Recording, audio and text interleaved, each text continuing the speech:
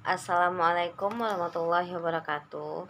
Saya Suci Pratama Putri, NPM 19/170/12/0002. Video ini guna melengkapi tugas mata kuliah manajemen rumah sakit dengan materi yang akan saya bahas, yaitu tentang manajemen logistik rumah sakit. Yang pertama, kita akan melihat itu definisi dari manajemen logistik rumah sakit. Istilah manajemen logistik rumah sakit didefinisikan oleh Aditama, yaitu ilmu pengetahuan serta proses mengenai perencanaan dan penentuan kebutuhan, pengadaan, penyimpanan, penyaluran, dan pemeliharaan serta penghapusan materi atau alat-alat. Pengertian manajemen logistik menurut Bowersock adalah proses pengelolaan yang strategis terhadap pemindahan dan penyimpanan barang, suku cadang, dan barang jadi para supplier di antara fasilitas-fasilitas perusahaan dan kepada para pelanggan. Yang kedua itu ada tujuan dari manajemen logistik rumah sakit.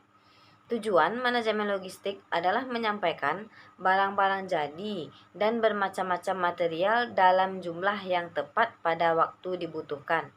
Keadaan yang dapat dipakai ke lokasi di mana ia dibutuhkan dan dengan total biaya yang terendah. Penyelenggaraan logistik memberikan kegunaan, waktu, dan tempat.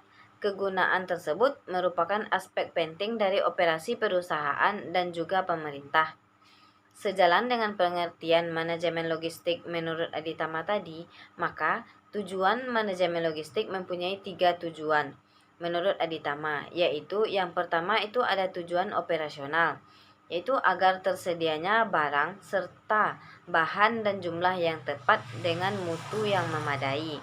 Yang kedua itu ada tujuan keuangan, meliputi pengertian bahwa upaya tujuan operasional dapat terlaksana dengan biaya yang serendah-rendahnya.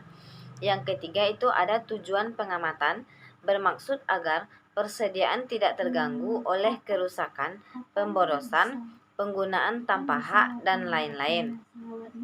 Yang ketiga itu ada tahapan proses manajemen logistik rumah sakit.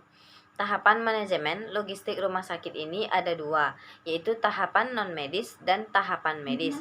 Yang pertama, kita akan melihat tahapan medis. Adapun tahapannya adalah yang pertama, perencanaan pengadaan logistik non-medis. Sebelum melakukan pemesanan logistik non-medis, petugas logistik membuat perencanaan pengadaan dan menentukan kebutuhan logistik non-medis. Perencanaan ini dimaksud untuk menentukan jenis logistik medis yang dibutuhkan dan akan dipesan, berapa jumlah pesanan, kemana akan dipesan, harga, dan potong harga yang diberikan. Yang kedua itu ada penganggaran kebutuhan. Dalam melakukan pengelolaan logistik non-medis, tentunya memerlukan penganggaran biaya. Untuk penganggaran biaya disediakan oleh bagian keuangan. Yang ketiga yaitu ada cara pengadaan. Pengadaan logistik non-medis dilakukan dengan pemesanan atau pembelian secara langsung. Yang kedua ada itu tahapan medis. Adapun tahapan dalam tahapan medis ini yaitu yang pertama ruang instansi atau bagian rumah sakit yang membutuhkan barang harus sesuai dengan keadaan yang sebenarnya.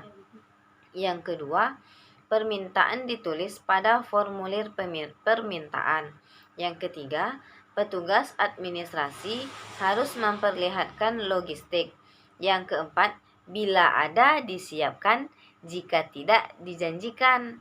Yang kelima, pemberian dilakukan setelah jumlah dan jenis kebutuhan.